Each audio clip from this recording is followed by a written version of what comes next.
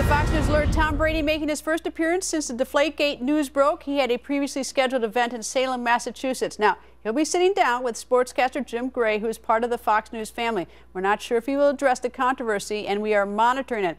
Now, the second he does say something, or if he does say something about Deflate-Gate, we will bring it right to you.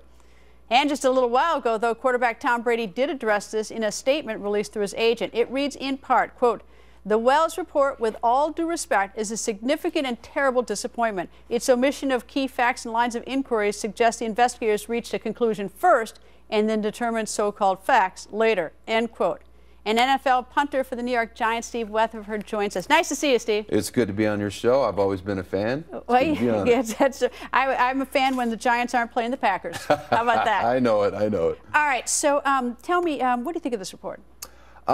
It's very interesting, you know, and I think, you know, people are calling Tom Brady a cheater, but the fact of the matter is, when you do something like decrease the air of the ball by 1 pound from 13 to 12 pounds, and you beat a team by 38 points, I don't care if you're playing with a bowling ball, you're going to win the game.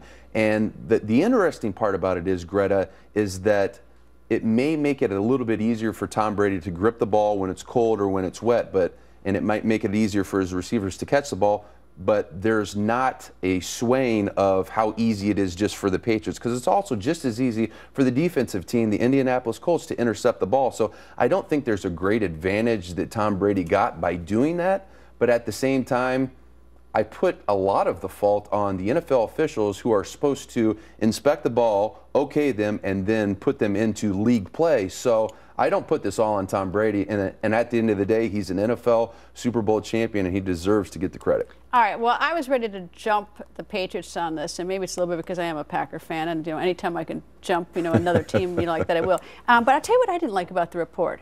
And I've been hard on the Patriots about this, because I think you're sending the suspicion of cheating sends a very bad message to fans, especially to children.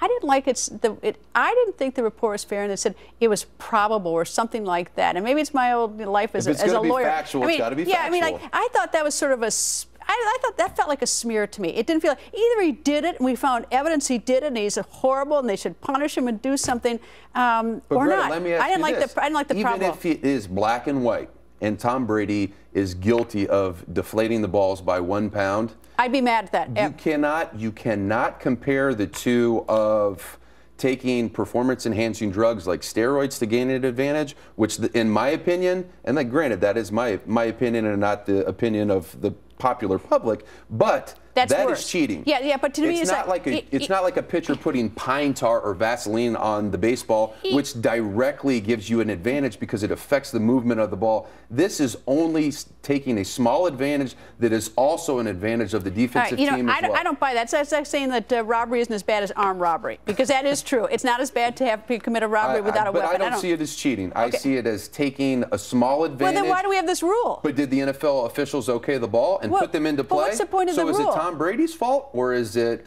the NFL officials' fault? Maybe they should do an investigation on him. Well, I don't know. But if there's a rule, you're supposed to comply with it. But you're going to do everything that you can within in preparation the rules for a game.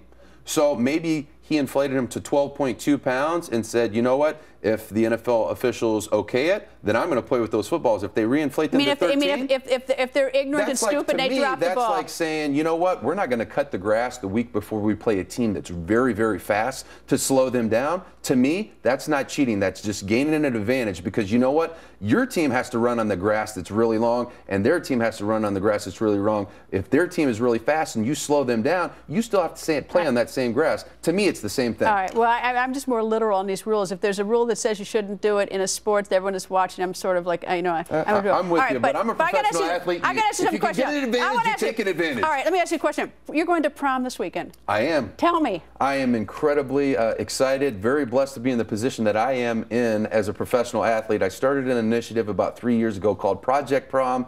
I take 20 kids every year that can't afford to go to their senior prom. I take care of everything. I take care of hair, nails, tuxedos, dresses, tickets to the prom, dinner, limo, and incredibly blessed to be in the position that I'm in. And the reason that I'm doing this is to show these kids there's people out there who care about them. I typically do them in depressed areas. The first year that I did it was Long Beach Island, in a school that had been affected by Hurricane Sandy, and it gives me a chance to motivate and inspire and educate these kids. And I'm excited. I got my dancing shoes on for tomorrow night. I'm so excited. I'm going to put a whole bunch more on Greta Wire on my blog, so your viewers are going to want to read more about it. Steve, thank you. Greta, thank you for having me.